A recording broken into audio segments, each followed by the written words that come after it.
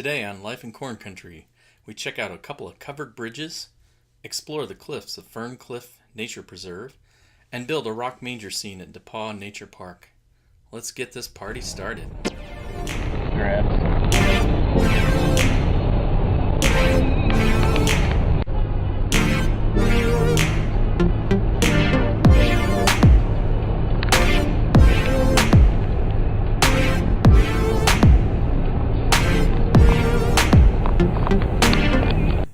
We start in Putnam County, west of Greencastle, Indiana. Along with neighboring Park County to the west, these two counties combined have the highest number of covered bridges in Indiana. One of the things I'm hoping to accomplish is to see and photograph as many of these bridges as possible.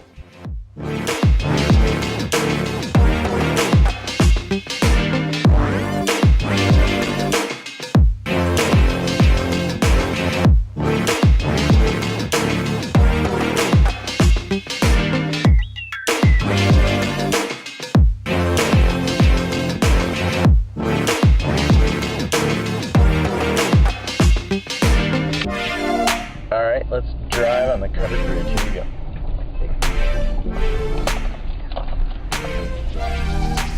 Wow. Pretty crazy. Continue for half a mile.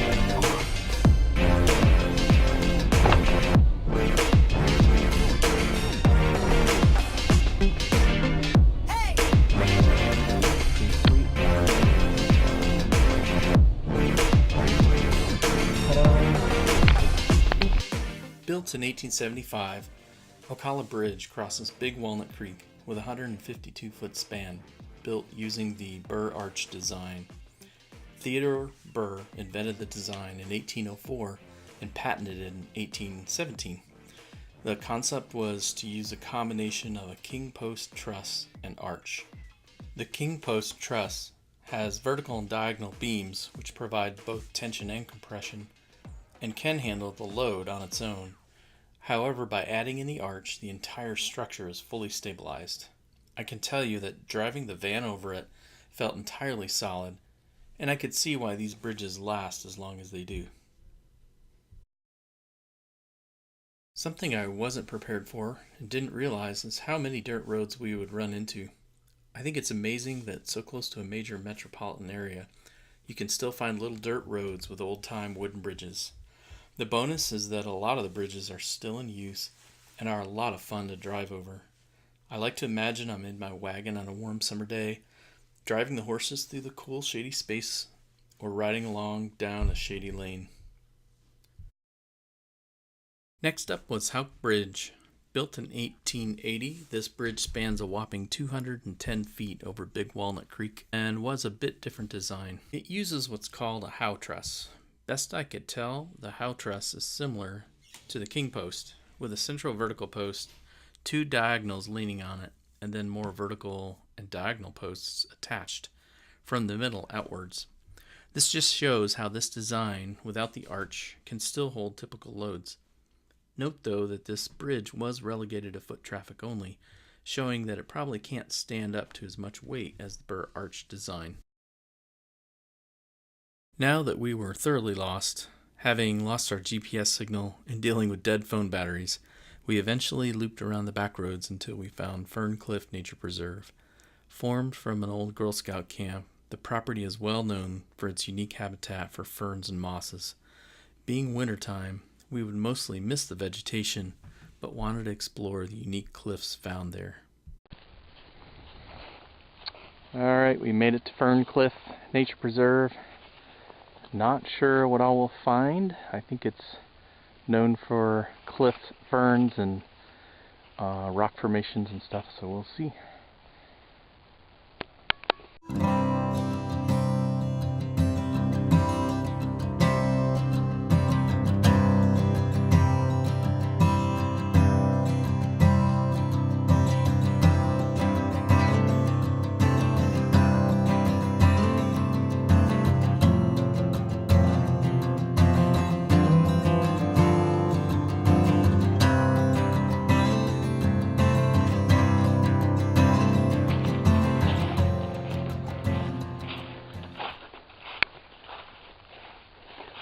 it looks like we just go out on a ridge trail and then it all starts dropping off. So I think all the cliff stuff must be in the back. Okay, so all the flat stuff's about to end. We have lots of warnings. No rock climbing. That's you, Ryan. Like a little bit of cliff action going on over here.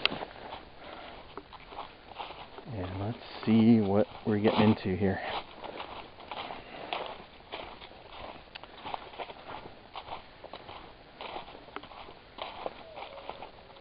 Oh, here's somebody out here.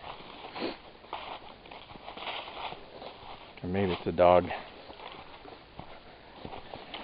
We're the only ones in the parking lot, so I don't know. Must be a dog. Oh geez, this is cool. But I will probably put the camera down here fairly soon. I don't want to walk. Oh, these are beautiful. Beautiful cliffs and stuff. It's really cool.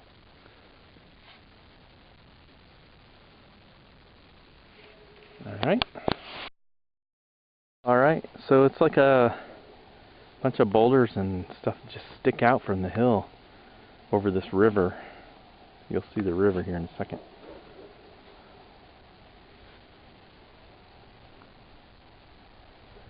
Pretty neat. Hopefully you can see through the trees. There's a little bit of our river down there. Creek, I guess.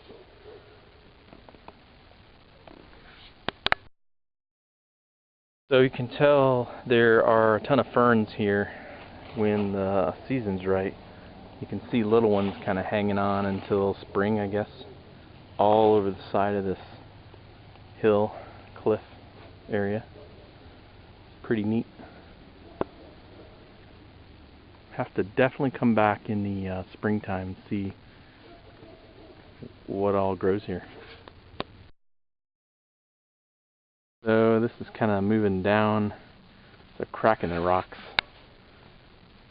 I don't know how far I can go safely. We'll see where this little thing goes, but I think that's almost the end of it.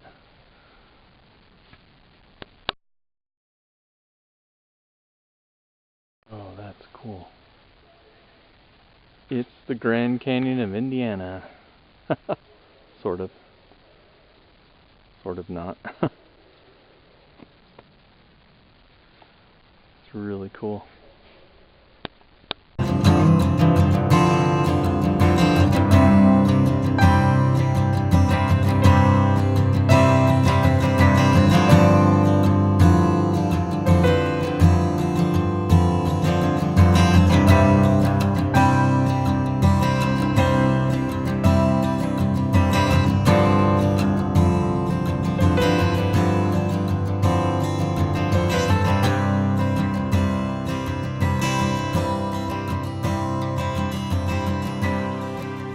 So we're bushwhacking. We're trying to find the quarry on the northern section of the property, but I have no idea if this is it or if this is just more cliffs. It kind of looks cliffy or man-made, but there's a lot of drop-offs here too. We gotta really be careful.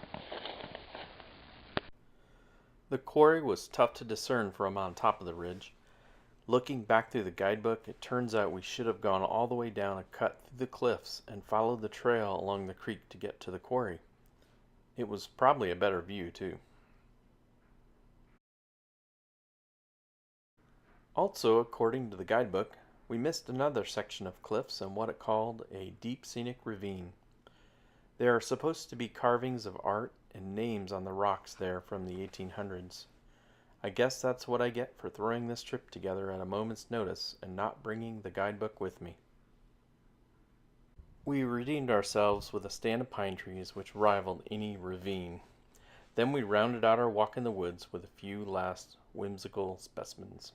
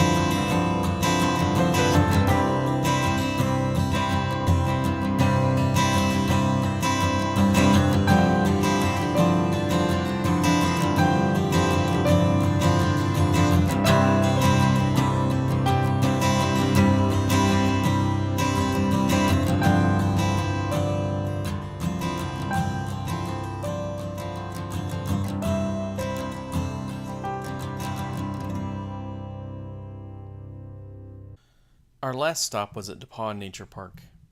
An extension of DePauw University, this unique property is built around a massive old quarry.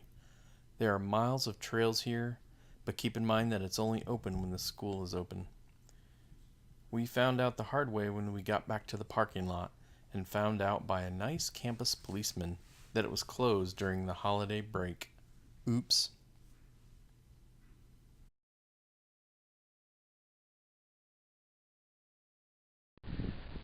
So they have this really neat activities sort of welcome building here. It's really cool. And we're gonna get ready to go up and see the top. Let's go. Da-da-da. Whoa, this is cool.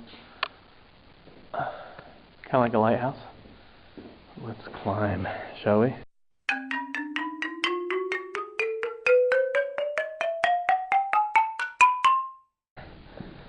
Ooh, neato. Nice view. Beautiful spot.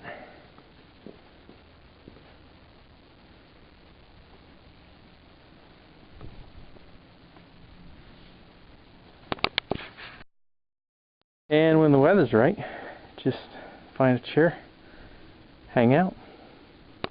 According to the DePauw website, the limestone quarry was active from 1917 to 1977.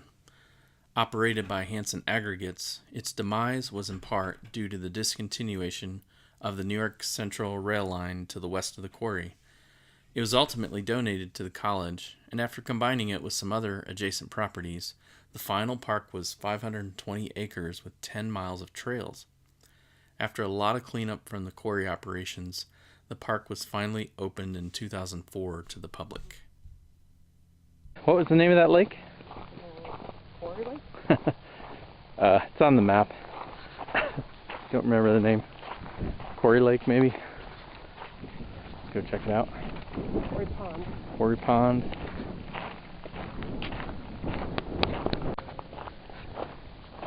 Looking a little flooded. Sure is pretty. Not yet frozen. Ducks? Ducks here somewhere, I don't see them. Oh yeah.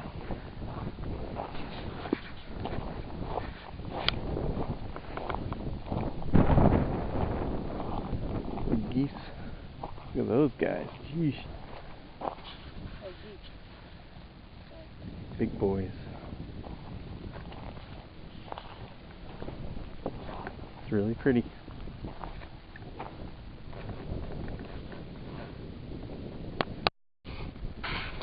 So one of the traditions here is that people make these rock words or formations out here. And just to give you a shot, we're in this massive quarry. And so you can see there's just tons of rock. This is kind of make a cool panoramic photo too, but I'm not going to do that today.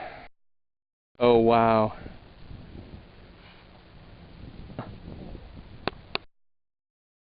Here's a sad one, and it's really big. Forever alone, it says. Big letters.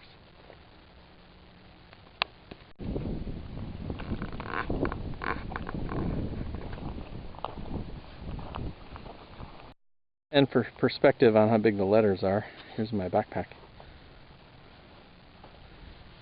Let's see what other formations we have out here. This vast wasteland. This is something, maybe KBS, whoever that is. Oh, here's a good one over here. And there is the finished product. Pretty neat.